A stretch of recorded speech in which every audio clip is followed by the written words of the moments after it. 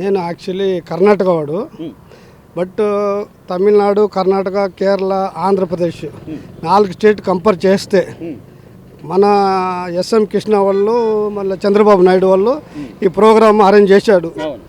అప్పుడు చేసిన 10 ఇయర్స్లో ఆయన మళ్ళీ రీకన్స్ట్రక్షన్ చేయాలంటే చాలా డబ్బులు ఖర్చు అయింది. నేను అప్పుడు ఒక టైం వచ్చిపోయినాను.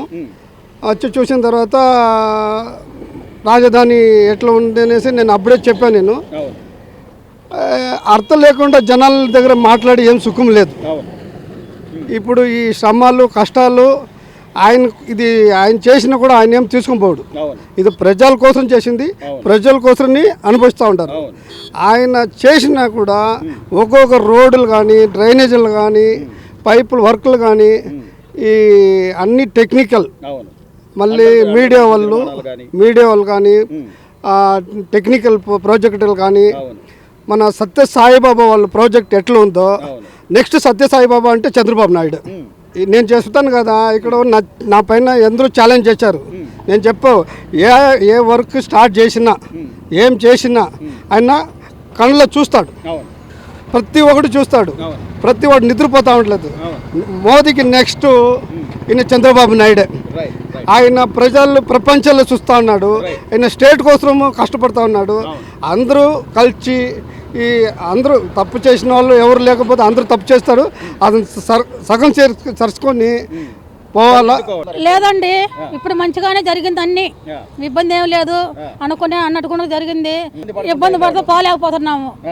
ఇప్పుడైతే హ్యాపీగా వెళ్ళిపోతున్నారు జనాలు. 3 నెలల నుంచి జరుగుతుంది. ఇవన్నీ ఎప్పుడు అనుకోలేదండి. అసలు బాగానే ఉంది, బాగానే పరిపాలన బాగానే ఉంది. ఇప్పుడు మేలే చేశాడు, ఇబ్బంది ఏం లేదు జనాలకి. బాగానే ఉంటుందండి, పరిపాలన బాగానే ఉంది, బాగుంది. సార్, ఈ బ్రిడ్జి కట్టడం మా అందరికి చాలా మంచి విషయం అండి. ఈ బ్రిడ్జి లేనప్పుడు ఆ కట్ట మీదకి వెళ్ళాలంటే చాలా ఇబ్బంది పడేవాళ్ళం. అదంతా సింగిల్ రోడ్డు ఉండేది.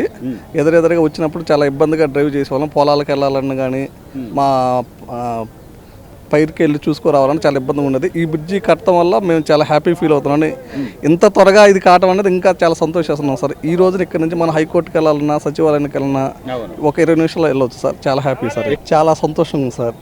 ఎందుకంటే ఇక్కడ నుంచి మనం అమరావతికి వెళ్ళడానికి ఇది చాలా ప్రధానమైన రహదారి కాబట్టి ఇంత త్వరగా కావడం చాలా హ్యాపీగా ఉంది సార్. ఇంత త్వరగా అయిద్దని చెప్పి మేము అనుకోలేదు సార్. ఇంకా ఇది నిర్మాణమే జరుగుతూ ఉంది. రెయ్యంబగులు మేము నైట్ ఇట్లా మా వాకింగ్ వచ్చినప్పుడు చూస్తాం సార్. నైట్ ఈ స్టీల్ బ్రిడ్జి, ఆ బ్రిడ్జి మీద అయితే నైట్ 10-11:30 వచ్చిన కూడా వర్క్ చేస్తూ ఉన్నారు. చాలా త్వరగా వర్క్ చేశారు సార్. చాలా స్పీడ్గా వర్క్లు అయితే జరుగుతున్నాయండి. దాదాపుగా ఏ రోడ్డుకి వెళ్ళినా కూడా వర్కర్స్ తోటి ఏదో ఒక వర్క్ జరుగుతూ ఉంది. రోడ్ల వర్క్ కానీ, లేకపోతే మా ప్లాట్లకు సంబంధించిన వర్కులు కానీ చాలా స్పీడ్గా జరుగుతున్నాయి సార్. చాలా హ్యాపీగా ఉంది సార్. చంద్రబాబు గారికి 2 చేతులు ఎత్తి నమస్కరిస్తున్నా. మాది వైసీపీ అంతకుముందు. జగన్మోహన్ రెడ్డి ఎక్కంగానే నాకు బీప్ కార్డు తీసేశాడు. మాది ఎంగడపాలెం, ఏది వెంకటేశ్వర స్వామి గుడి ఉండే ఎంగడపాలెం. మేము పెళ్లి సంబంధాలు చూస్తాం. ఈ ఏరియాలో 100 కోట్ల వాళ్ళు, 50 కోట్ల వాళ్ళు మొత్తం నా దగ్గర ఉంటారు. అంటే అంత భారీ సంబంధాలు చూస్తూ ఉంటా. అలాంటిది చంద్రబాబు గారు వచ్చి జగన్మోహన్ రెడ్డికి ఫస్ట్ సారి వాళ్ళ నాన్నగారి మొహం చూసి ఓట్లు వేశారు. తర్వాత ఇక వాళ్ళ నాన్నగారి మొహం చూసి వేసిన తర్వాత ఎందుకు చంద్రబాబు గారికి పోగొట్టాము ఓటు వేయకోకుండా అని చాలా బాధపడ్డాం. అయితే జగన్మోహన్ రెడ్డికి ఒకసారి వేసిన తర్వాత ఈ అమరావతి రాజధానిని చెట్లు మలిపించాడు. 3 రాజధానులు అన్నాడు. ఆయన రాజకీయ నాయకుడిగా మనస్తత్వం అయితే లేదు ఆయనకు. జగన్మోహన్ రెడ్డి గారు నీకు 2 చేతులు అయితే నమస్కారం పెడుతున్నా. నీకు ముఖ్యమంత్రిగా మీ నాన్నగారు మోహం చూసి ఇచ్చారు, అంటే నీ గురించి ఇలా. నేను ఇప్పుడు ఎంగడపాలెం ఈ వెంకటేశ్వర స్వామి గుడి ఉన్న ఊరిలో నేను పెద్ద భారీ సంబంధాలు చూస్తానన్నా కదా. అయితే జగన్మోహన్ రెడ్డి గారికి వేసే అవకాశం చేతులారా ఆయనే బాగొట్టుకున్నాడు. మేము అందరం వాళ్ళ నాన్నగారి పరిపాలన బాగా చేశాడని మేము ఆయన చేసినందుకు ఆయన కారు ఉందని చెప్పి ఒక 40 ఏళ్ళు 30 ఏళ్ళు కారు కూడా లెక్కేనండి. ఇప్పుడు బలవంతుడు కొనుక్కున్నాడంటే అది వేరు. చెంటు పొలం లేను, చెంటు ఇల్లు లేనివాడు కూడా కారు కొనుక్కున్నాడు, ఏదో 25 ఏళ్ళు 20 ఏళ్ళు 30 ఏళ్ళు. అలాంటిది నువ్వు బీప్ కార్డు తీసేసావంటే నీకు ముఖ్యమంత్రి ఉండే అర్హత అసలు లేదు. పాపం కానీ పుణ్యం కానీ మేమందరం వైసీపీ అయినా నమ్మి ఆయన ప్రభుత్వంలోకి వచ్చాం. మేము కూడా పొలం కూలింగ్కి ఇచ్చాం. పొలం కూలింగ్కి ఇచ్చిన తర్వాత ఈయన వచ్చి జగన్మోహన్ రెడ్డి వచ్చి మేము ఇచ్చేస్తాను నేను తాడాపల్లిలో పాలసీ కట్టుకున్నాను, నీకు వచ్చి చేస్తానని చెప్పి ఇక్కడ ఎమ్మెల్యేని గెలిపించుకొని ఇక్కడ ఏమీ చూడుకోకుండా నాన్న హింస పెట్టాడు. మేము వైసీపీ వాళ్ళ నాన్నగారి మొహం చూసి ఎందుకు వేసామనో చాలా బాధపడ్డాం. వచ్చాడు మొత్తం కాంట్రాక్టులు మొదలుపెట్టాడు.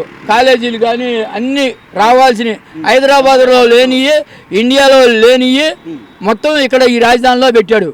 మళ్ళీ ఒక లెక్కలో చెప్పాలంటే చంద్రబాబు గారికి మళ్ళీ ఈసారి కానీ మళ్ళీ జగన్మోహన్ రెడ్డి కానీ సోషి చేద్దామని కానీ ఆలోచనలో పడ్డారంటే మాత్రం పొలాలు కూలింగ్కి ఇచ్చిన వాళ్ళు నష్టం ఎట్టగో ఈ భర్తీ అయితేనేమో లైన్లోకి వస్తారు. అదే భర్తీ కానీ రాబోతే రేపు పొద్దున తెలిసి ఓట్లు కానీ జగన్మోహన్ రెడ్డి కానీ వేస్తే ఈ రాజధాని మళ్ళీ ఆగమైపోద్ది. సార్ అమరావతి వాసిగా చెప్పండి సార్, ఈ రోజు speed access road steel bridge Chandrababu Naidu గారు ఓపెన్ చేశారు, మీకు ఎలా అనిపిస్తుంది ఏంటి? మామూలుగా పండగ రోజు లాగా ఉందండి ఇవాళ వాతావరణం. ఈ రోజున అమరావతి బాగా శరవేగంగా అభివృద్ధి చెందుతుంది, బాగా అభివృద్ధి చెంది స్పీడ్ యాక్సెస్ రోడ్డు కూడా మనకి అవసరమైన రోడ్డు. ఈ రోడ్డు ఈ వంతెన స్టీల్ బ్రిడ్జి కూడా ఇవాళ అన్ని రాజధానికి బాగా అవసరం ముఖ్యమైనవి. అంటే గతంలో విజయవాడ నుంచి కానీ ఇటు గుంటూరు నుంచి కానీ వెళ్ళాలంటే మాక్సిమం అరగంట పైన పట్టేది. 20 నిమిషాల్లో అమరావతి చేరుకోవడానికి అవకాశం కల్పించారు చంద్రబాబు నాయుడు గారు. దాని మీద మీరేమంటారు? మంచి బాగా అభినందించడం అండి. బాగా మంచి కార్యక్రమం తీసుకొని ఏర్పాటు చేసినందుకు మన తరపున కూడా జిల్లా చేనేత విభాగం తరపున కూడా ఆయన గారికి ధన్యవాదాలు తెలియజేస్తాను. సార్ ఇప్పుడు అమరావతి అసలు ఇక్కడ ఏం వర్క్ ఏం జరగట్లేదు అది ఇదని కొంచెం మంది వైసీపీలు మాట్లాడుతున్నారు. ఇక్కడ చూస్తేనేమో హైకోర్టు జడ్జీల హౌసులు కానీ, ఎమ్మెల్యే క్వార్టర్స్ కానీ, ఉద్యోగస్తుల ఇల్లు కానీ ఇవన్నీ పూర్తయింది. ఇంత జరుగుతున్న వైసీపీలు ఇక్కడ ఏం జరగట్లేదు అదని మాట్లాడతారు. దాని మీద మీరేమంటారు? కనపడుతుంది కానీ జరిగిన అభివృద్ధి కనపడతా ఉంటే చూస్తా ఉన్నాం కదా, మరి అన్ని శరవేగంగా తయారవుతున్నాయి. దాని గురించి ఏంటో మరి అది చూస్తా ఉన్నాం కదా మనం. అభివృద్ధి ఎంత శరవేగంగా చేస్తున్నారు లోకేష్ గారు కానీ, నారాయణ గారు, చంద్రబాబు గారు. ఇక్కడే ఉంది ఈ ప్రాంతంలోనే. వైసీపీలు ఏం మాట్లాడుతున్నారంటే వరద వస్తే మునిగిపోతుంది, చేపలు పెట్టుకోవడానికి దానికి ఉపయోగపడుతుంది తప్ప ఎటువంటి ఉపయోగం లేదు అది ఇదని వైసీపీలు మాట్లాడుతున్నారు. వాళ్ళ విజ్ఞతకి వదిలేయటమేనండి అది. ఇప్పుడు చూస్తా ఉన్నాం కదా, అభివృద్ధి ఎప్పుడు మునగలేదు, ఏమి లేదు, మునిగింది ఏమి లేదు. వైసీపీ నేత పెరిని నాని మాట్లాడుతూ ఎమ్మెల్యే క్వార్టర్స్ గన్మ్యాన్లు కానీ డ్రైవర్లు పడుకోవడానికి తప్ప ఎమ్మెల్యేలకి ఉపయోగం లేదు, దాంతో అక్కడ ఉన్న అరాచకాలు అంటే ఎమ్మెల్యే సంబంధించిన వ్యక్తుల అరాచకాలకి సాంఘిక కలాపాలకు ఉపయోగపడుతుంది అది ఇదని పెరిని నాని మాట్లాడుతుంది. దాని మీద మీరేమంటారు?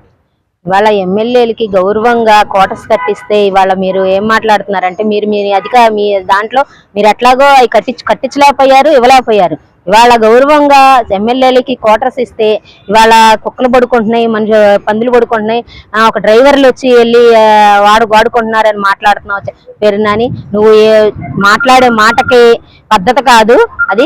మాట్లాడేటప్పుడు చూసుకొని ఎందుకని ఇలా మాట్లాడుతున్నాడు మా పెరినాని అంటారా? వారం లేకండి వాళ్ళ అమరావతి తయారవుతుంది, ఇదవుతుంది. వాళ్ళ క్వార్టర్స్ చాలా అందంగా తీర్చిదిద్దేలాగా ఎమ్మెల్యేలకు తీర్చిదిద్ది క్వార్టర్స్ ఇస్తుంటే చూడలేక వారం లేక కళ్ళు వాళ్ళు ఏం చేయాలో అర్థం కాక బురద చల్లడం తప్ప వాళ్ళకి ఇంకోటి ఏం చేత కాదు. ఆ బిల్డింగ్లు కడటానికి 6 సంవత్సరాలు పట్టింది అది ఇదని మాట్లాడుతుంది పెరినాని. మాట్లాడుతున్నారంటే మీరు 5 సంవత్సరాలు మీరేం చేశారండి? ఎవరికన్నా కట్టారా? ఎవరైనా ఎమ్మెల్యే కన్నా మీరు ఇచ్చారా? ఇవ్వలేదు కదా. పడద్దు కట్టాలి, అందరికి ఇవ్వాలి కదా. కట్టడం భూమి మీద ఇటుకేసిన కానించి పైకి లేసే వరకు కూడా ఎన్ని పనులు ఉంటాయి మీకు తెలియదు. మీరు ఇల్లు కట్టుకోలేదా? ఏం చేశారు మీరు? ఏం మాట్లాడుతున్నారో కూడా మీకు తెలియట్లేదు పెరినాని. మీరు చూసుకొని మాట్లాడాలని. అంటే స్పీడ్ యాక్సెస్ రోడ్డు కూడా వేయడానికి ఎంత టైం పట్టిందా అది ఇదని మాట్లాడుతున్నాడు పెరినాని.